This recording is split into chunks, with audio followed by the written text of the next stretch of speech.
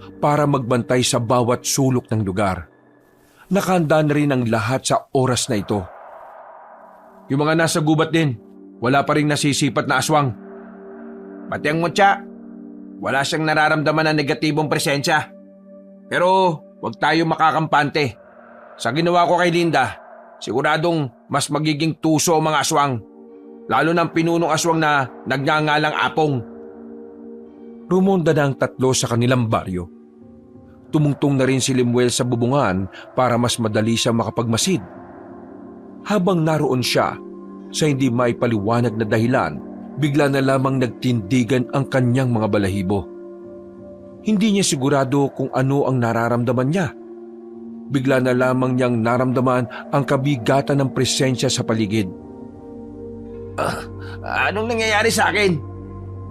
Mas lalong nabahalang binata na makarinig na siya ng tinig ng isang matandang lalaki. Pero hindi naman niya alam kung saan nanggagaling ang boses na yon. Para bang nasa loob ng utak niya. Ha? Nasaan ka? Lumabas ka!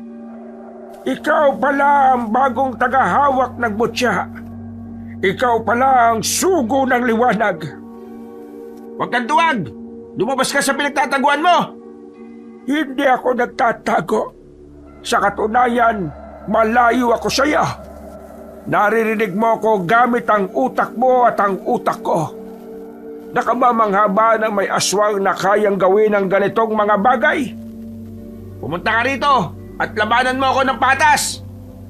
Huwag kang masyadong atat, iho. Darating din tayo sa puntong yan. Sa ngayon, uunahin ko na muna itong mga kasama mo na malapit sa akin. Mga ilang sandali lang ay nakarinig na rin sila ng mga ingay at sigawan na nagmumula sa kagubatan.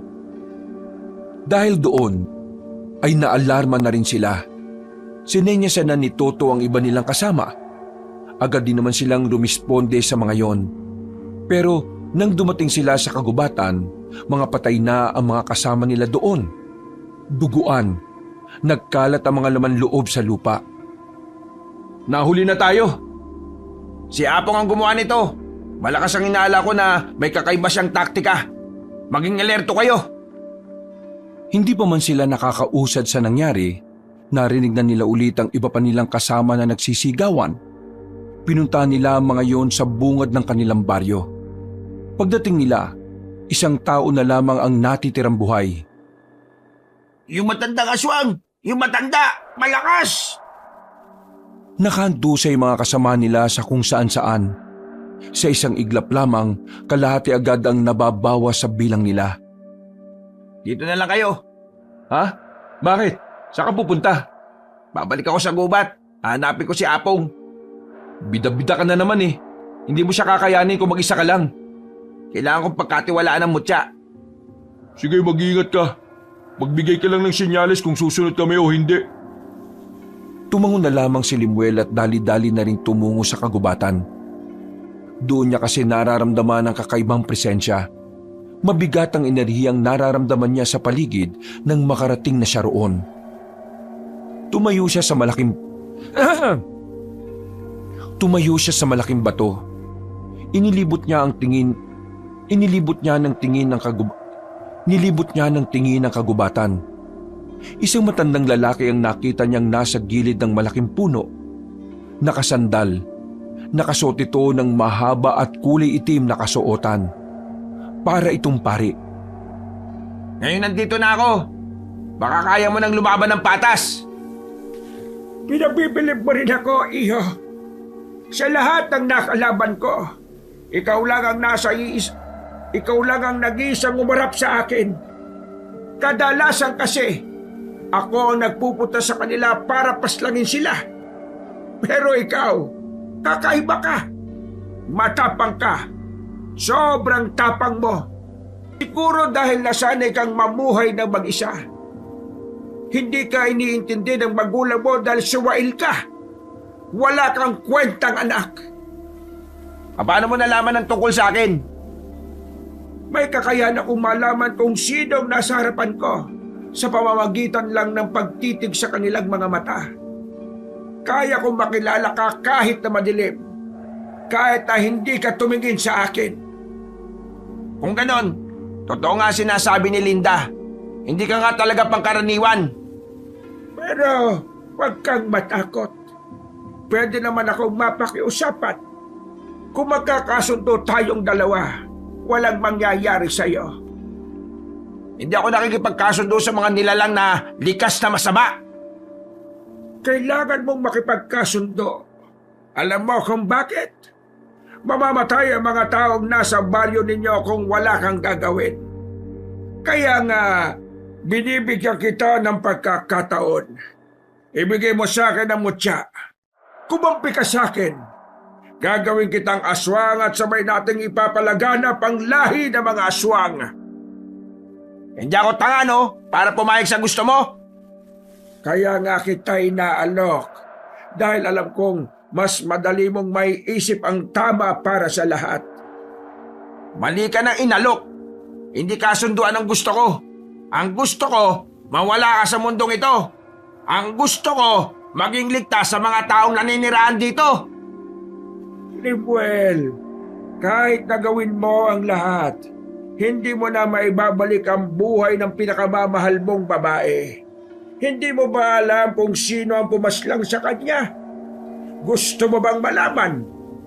Kilalang kilala ko. Kasi ang pumaslang sa pinakamamahal mong babae na si Mariel.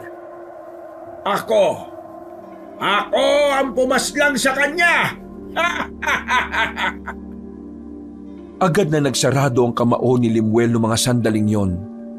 Nakaramdam agad siya na matinding galit. Pinaslang ko ang babaeng yon. Ang sarap kaya ng dugo niya. Ang sarap ng laman niya. Sariwang-sariwa. Batang-bata. Manahimik ka! Oh, bakit? Masakit bang pakinggan ang katotohanan? Kung sa bagay, sino ba naman ang hindi masasaktan? E pagdating mo rito, wala na siya. 5 taon na siyang patay. Sinabi ng manahimik eh!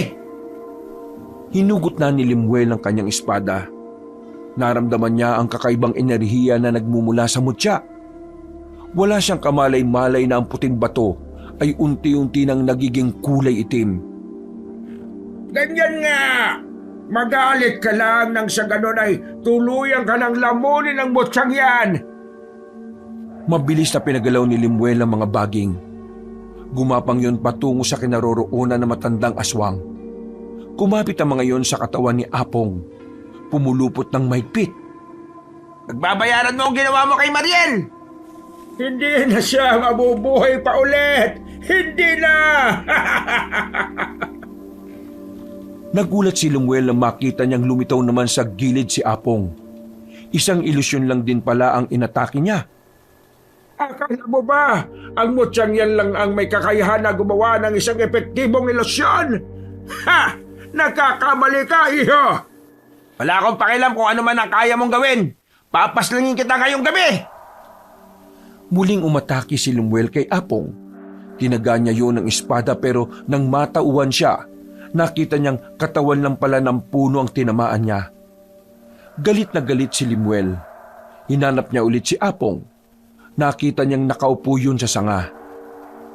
Sa parting ito pa lang, alam na ni Limuel na kakaibang aswang si Apong. Hindi ito gaya ng ibang aswang na kayang-kaya niyang paslangin. Malayong malayo rin ito kay Linda. Bagay na nagbibigay ng kaunting pangamba sa kalooban ng binata. Hindi mo ako mapapaslang kung hindi mo alam kung paano gamitin ng maayos ang mutya. Maghihirap ka lang. Hindi ikaw ang tunay na may-ari niyan. Hindi tao, kundi mga aswang. Mga aswang ang tunay na tagapangalaga ng mutya na yan. Kaya habang hindi pa nauubos ang pasensya ko, ibigay mo na sa akin ang mutya na yan, iho! Mas lalong napipiko ng binata. Gustong-gusto niyang tapusin ang buhay ni Apong. Pero hindi naman niya alam kung papaano. Masyado nang nangingibabaw ang galit sa kanyang kalooban kaya hindi siya makapag-concentrate. Kailangan niyang magising at matauhan. Dahil kung hindi, mawawala siya sa sarili na maaring maging dahilan ng kanyang kamatayan. Iho! Ang mundong ito ay malupit sa mga kagaya mong mangmang sa... Ang mundong ito ay malupit sa mga kagaya mong mangmang sa tunay na nangyayari sa lipunan. Kung hindi ka sasama sa mga mas nakakaalam, maaari kang mamatay. Kaya naman, huwag ka nang magdalawang isip. Sumama ka sa akin. Ibigay mo na ang mutya at magkakaroon ka ng walang hanggang buhay. Hindi ako sasama sa isang nilalang na pumaslang sa pinakamamahal kong babae. Muling umatake si Lemuel. Nagawa niya makatalo ng mataas para lapitan si Apong. Tinamaan niya ang matanda sa braso. Sa puntong ito, sigurado na siyang hindi yun isang ilusyon. Ang kaso nga lang, tila hindi naman tinabla ng matandang lalaki. Pagbaba nilang dalawa, nahawakan ni Apong ang espada niya at inagaw. Tinapon lang yon sa gilid. Iho, magdesisyon ka na habang meron pa akong pasensya. Kung gusto mo makuha mo siya, edi kunin mo sa akin kung kaya mo. Naglabas na ng mahabang kuko ang matandang si Apong. Sinubukan nitong itarak ang kukong yon sa dibdib ng binata. Pero walang nangyari. Hindi umabot sa kahit balat man lang ni Lemuel ang talim. Nagtataka si Apong. Kahit si Lemuel ay hindi rin maintindihan kung anong nangyayari. Yung pala, kusang pinoprotektahan ng mutya ang katawan ni Lemuel. Kung ganon, protektado ka na rin ng mutya. Ha! Wala akong magagawa kundi ang gawin ang isang plano. Alam mo ba kung anong sinasabi ko, ha? Tumawa na muna ng malakas si Apong. Nagahari ang halakak nito sa kagubatan. Kaboses nito ang demonyong tumatawa sa impyerno. Papaslangin ko ang lola mo. Di ba malapit na ang kaarawan mo?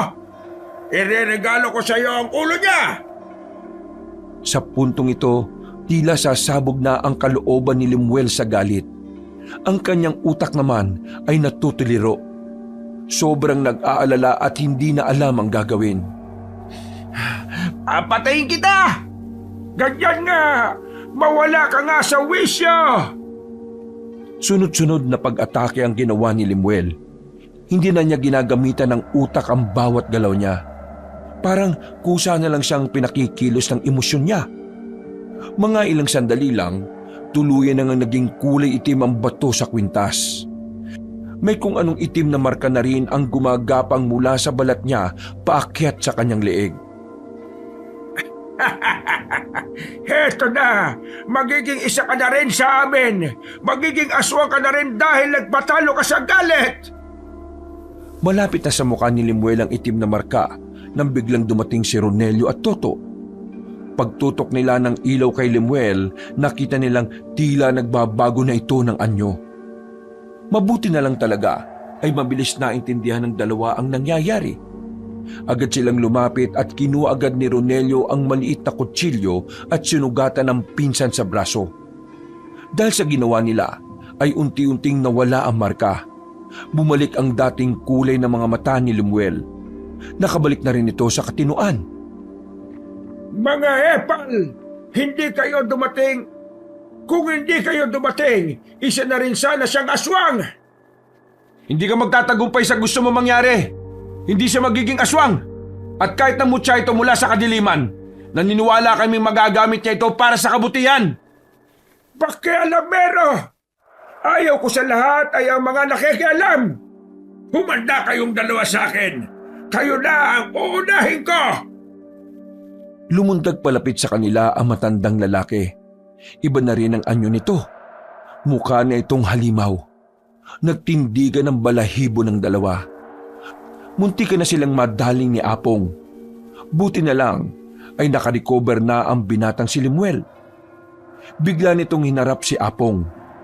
Pero dahil alam niyang gagamit na naman ng ilusyon si Apong, ginamitan na rin niya ito ng ilusyon. Ang mga baging kasing gumagalaw ay isa ring ilusyon na nilikha ng mutya. Walang kaalam-alam si Apong doon. Kaya naman, nang tugunan din ni Apong ng ilusyon ng mga baging, nalaman agad ni Lemuel kung saan lumipat ng pwesto si Apong. Hindi siya nagsayang ng oras. agad siyang nagtungo roon. Nang malapitan na niya si Apong, nagulat ito sa kanya. Ilusyon laban sa ilusyon! Katotohanan laban sa katotohanan! May kung anong kumislap sa dulo ng talim. Sinubukan niyang patamaan si Apong. Nahagip niya yun sa muka. Talagang ayaw mong sumama sa akin? Sige, ubusin ko na lang ang pasensya ko! Kung may ilalabas ka pang anyo, ilabas mo na! Kasi ako, hindi ako magdadalawang isip na paslangin ka ngayong gabi! Binato ni Lemuel ang kanyang espada sa ere. Nang mapatingin doon si Apong, mabilis lumapit si Lemuel sa matandang aswang at saka sinuntok yun sa tagiliran. Habang magulong atensyon ni Apong, pinukol naman niya ang espada patungo rito. Nakailag ng kaunti si Apong, kaya sa balikat lamang yun tumama. Maraming salamat sa pinsan ko at sa bayaw ko. Kasi ngayon, mas naintindihan ko ng dapat mas manatili sa kalooban ko ang kabutihan. Ngayon, wala na akong gamit na nararamdaman. Ang tanging nasa isip ko ngayon ay kung papaano ililigtas ang mga tao laban sa iyo. Gamit ang kanyang palad, hinagod ni Lemuel ang kahabaan ng espada. Naramdaman niya roon ang nananalaytay na kapangyarihan mula sa mutya, na siya namang dumadaloy din sa buo niyang katawan. Alam mo sa akin, isang mangmang. Alam ko ang kapasidad ng mutyang yan. Kaya hindi mo yan magagamit laban sa akin. Inutil! Sumigaw ng malakas si Apong. Sa lakas ng sigaw nito ay nanakita ang tenga nila. Nakaramdam sila ng hilo. Namalaya na lamang ni Lemuel na nasa harapan na niya si Apong. Sa lakas ni Apong ay nawala na ang proteksyon ng mutya. Nakalmot na siya nito sa dibdib. Sumirit agad ang dugo niya. Naramdaman niya ang malalim na hiwa na nagdudulot sa kanya ng matinding kirot. Napatras si Lemuel. Sa puntong ito, ang makakapal na ugat naman ng puno ang pinagalaw niya. Pupulupot sana yon kay Apong pero binali na lang niya yon gamit lamang ang isang kamay. Anong karapatan mong kalabanin ng isang maalamat na aswang na kagaya ka? Kailangan mong mamatay! Tatapusin na sana ni Apong ang binata pero naroon pa pala si Ronelio at Toto. Sila ang humarap kay Apong para kahit papaano mabigyan nila ng oras si Lemuel para makarecover. Maipis kayo! Umalis nga kayo sa daraanan ko! Wala kayong bilang sa paningin ko! Parang mga papel lang na binalibag ang dalawa. Sinubukan pa ulit ni Ronelio at Toto na bumangon pero hinagis lang sila ulit. Ikaw Lemuel ang gusto kong mawala sa mundong ito! Ikaw ang sugo! Ikaw ang nasa propesiya! Isang malaking tagumpay kung ikaw ang mababaslang ka! Hinawakan nito si Lemuel sa kwelyo at itinaas sa ere. Umaagos pa ang dugo ng binata mula sa kanyang dibdib nang muli siyang sikmuraan. Sinasabi ko naman kasi sa iyo, kung hindi mo gagamitin ang mutyang yan sa kadiliman, walang silbi yan, mahina, walang kwenta. Nagkakamali ka! Anong pinagsasasabi mo, ha? Nakakalimutan mo na yatang may kakayahan ako makapagpagalaw ng mga bagay-bagay nang dahil sa mutyang ito. Nanlalaki ang mga mata ni Apong nang makitang may nakalutang na espada sa kanyang likuran. Nakatutok ang talim nito sa kanya. Huli na nang bitiwan niya si Lemuel dahil kusa nang tumarak ang espada. Tumagos ang espada sa kaliwang dibdib na matandang aswang. Paghugot ng espada, umagos din ang dugo mula roon. Sumuko na rin yun ng dugo na kalaunan ay ubo na rin ang ubo. Masyado kang maangin eh. Yan ang napala mo. Hindi pa ako patay, kaya huwag ka munang magdiwang magito. Nagawa pang makatayo ni Apong pero parang tutumba na rin ito. Sa puntong ito ay hindi na sinayang ni Lemuel ang pagkakataon. Kinuha niya ulit ang espada at muling hinagod ang katawan ng talim. Pumikit siya ng halos 5 segundo. Pagdilat niya, uminit ang mutya. Nag-init din ang buong katawan ni Lemuel. Tila inipon niya ang lahat ng lakas sa espada. Magpaalam ka na sa mundong ito at sa lahat ng mga masasama mong balak na kahit kailan, Hindi na matutupad. Huwag kang masyadong kampante. Nakita na lamang nilang tila nagbabago na naman ang anyo ang matandang lalaki. May kung ano-anong buto ang lumabas sa katawan nito. Pero bago pa tuluyang magbago na naman ang anyo nito, ay lumapit na si Lemuel. Isang malakas na hiwa ang ginawa niya.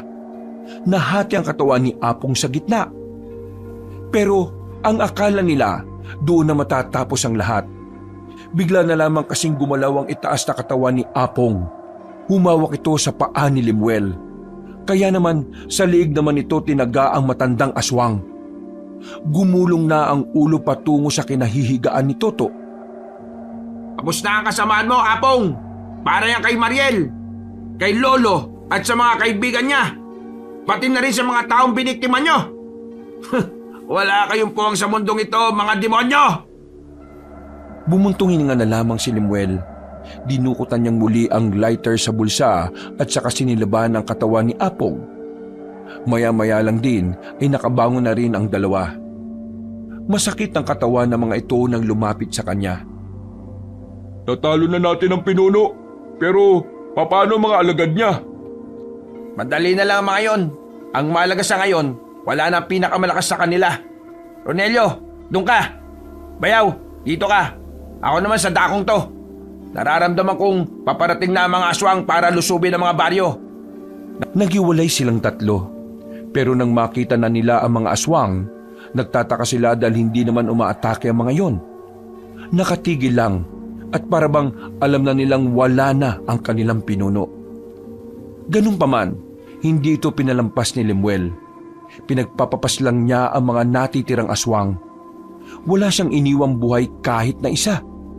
At wala pang isang oras, nalagas na niya ang lahat ng mga kampo ng kadiliman. Kinabukasan, binigyan nila ng maayos na libing ang mga kasama nilang nasawi. Pagkatapos, nagsagawa sila ng kaunting pagdiriwang sa kanilang baryo. Nako, kumain lang kayo ng kumain ha. Alam kong sobra kayong napagod sa mga nangyari. Kaya dapat bumawi kayo sa akin. Ang sarap talaga ng luto mo kahit na kailan. Kaya nga po, lalong-lalo na itong mga puto mo, Aling Maring. Lemuel, ayos ka lang ba? Bakit parang hindi ka yata masyadong umiimik dyan? May problema ba? Wala naman po, Lola. Hindi ko lang kasi nakala na magiging ganito ako.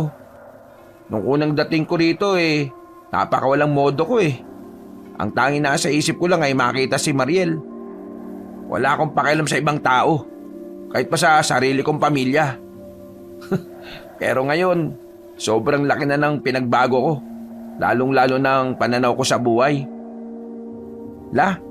Tingin mo, matutuwa sa akin ang mga magulang ko kapag bumalik na ako sa Maynila? Walang duda po. Magiging masaya sila kapag nalaman nila ang lahat ng nagawa mo para sa baryong ito. Apo, proud na proud kami sa iyo. Ito na ang sign para mamuhay ka sa matinong bersyon ng ikaw. Ay, siya nga pala. Pasensya na sa mga nangyari noon Lalo na dun sa pagsuntok ko sa mukha mo at pagputok ng labi mo. Ikaw naman kasi. Ano ka ba? Wala yun. Kasalanan ko rin naman Maraming salamat din, Lemuel. Dahil sa'yo, nabigyan na rin ng hustisya ang pagkawala ng kapatid ko. Huwag ako pasalamatan nyo, kundi ang mutyang ito at si Lolo Egoy. Dahil kung di dahil sa kanila, walang Lemuel na magliligtas sa lahat. Napangiti na lamang sila habang nasa harapan ng hapagkainan. Masaya lang silang nagkukwentuhan. Kahit na nawala na ang kapangyarihan ng mutya matapos ang labanan, masaya pa rin si Lemuel dahil naiparamdam na niyang muli ang kapayapaan na inaasam ng lahat. Sa pag-uwi niya sa Maynila, babaunin niya ang isang tagumpay at nasisiguro niyang dahil dito, mas lalo na siyang mamahalin ng kanyang mga magulang. Wakas,